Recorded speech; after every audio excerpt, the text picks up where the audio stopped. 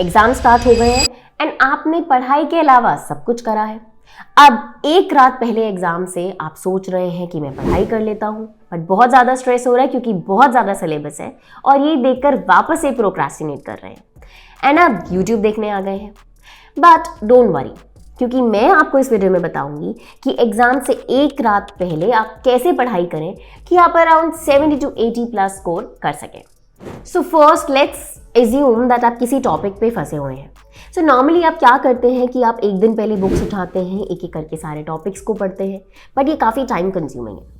वैसे तो we recommend कि आप अपनी बुक्स से, नोट्स से टॉपिक्स को अच्छे से पढ़ें, बट क्योंकि अभी टाइम कम है तो what we are going to suggest you is that कि आप जिस पर्टिकुलर टॉपिक पे स्टक हैं उसकी यूट्यूब वीडियो को जाके देख लें।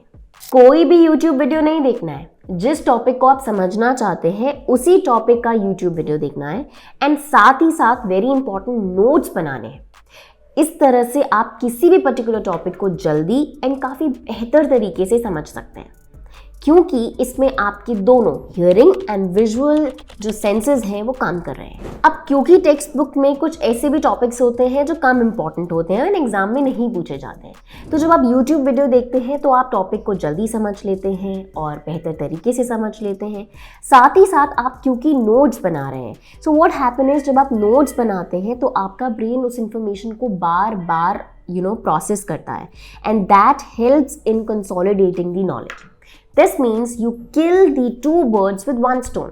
अब ये kill two birds with one stone क्या है? It's an idiom and as the name suggests, इसका मीनिंग होता है एक तीर से दो निशाने।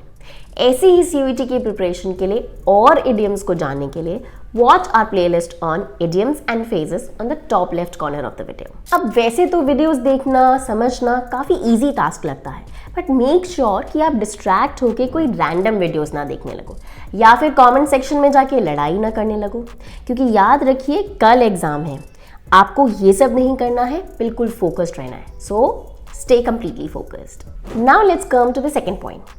Don't study to learn the topic, study to learn for your exam.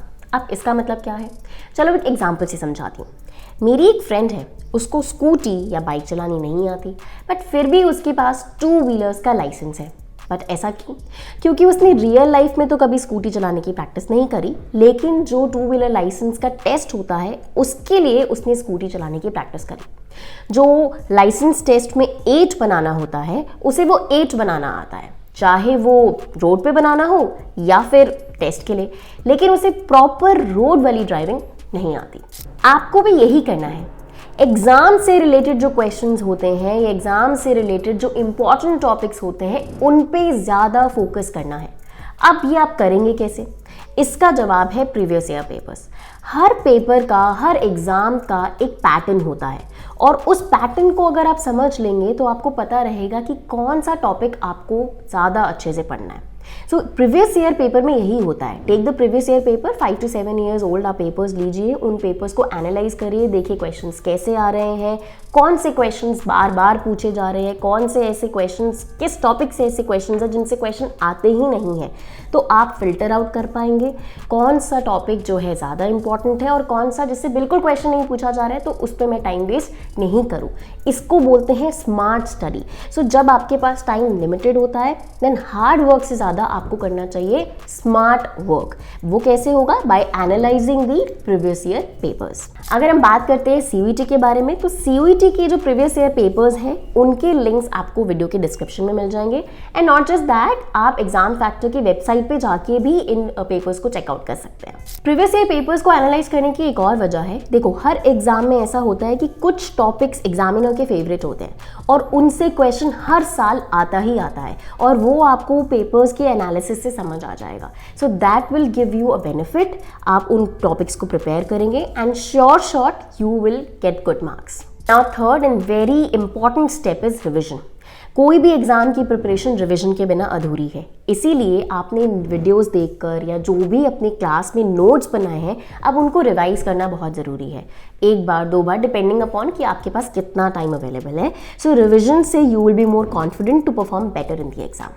अब ये तो हमने बात कर ली ये जो स्पेशल टिप्स हैं एग्जाम से जस्ट पहले पढ़ने के लिए सो दैट आप अच्छे मार्क्स स्कोर कर सके।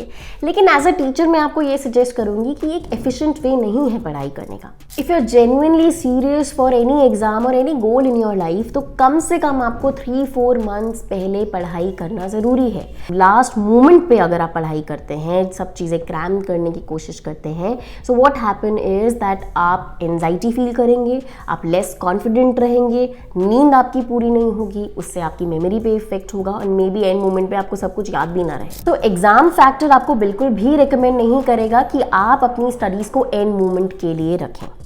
Thanks for watching this video और ऐसी वीडियोस के लिए जुड़े रहें CUET एग्जाम फैक्टर के साथ। Until then, happy learning!